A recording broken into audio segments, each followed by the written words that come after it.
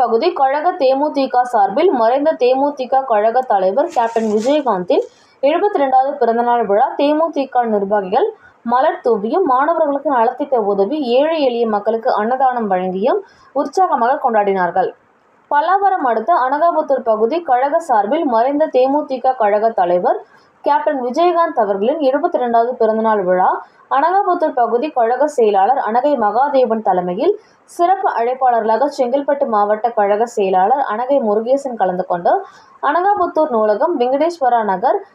சாந்தி நகர், காமராஜபுரம், அனகாபுத்தூர் பேருந்து நிலையம் உள்ளிட்ட அனைத்து பகுதிகளிலும் கழக கொடியேற்றியும் கேக் வெட்டி மறைந்த தேமுதிக கழக தலைவர் விஜயகாந்த் அவர்களின் திருவுருவப் படத்திற்கு மலர் தூவியும் மரியாதை செய்தும் ஏழை எளிய மக்கள் 1000க்கும் மேற்பட்டோருக்கு அன்னதானம் வழங்கினர். இதில் மாநில செயற்குழு உறுப்பினர் ஜெயக்குமார், அனகாபுத்தூர் பகுதி கழக பொருளாளர் சரவணன் மற்றும் கழக நிர்வாகிகள் மாரி, சங்கர், விகாஸ் மற்றும் உட்பட மகளிர் அணியினர் ஏராளமானோர் கலந்து கொண்டனர்.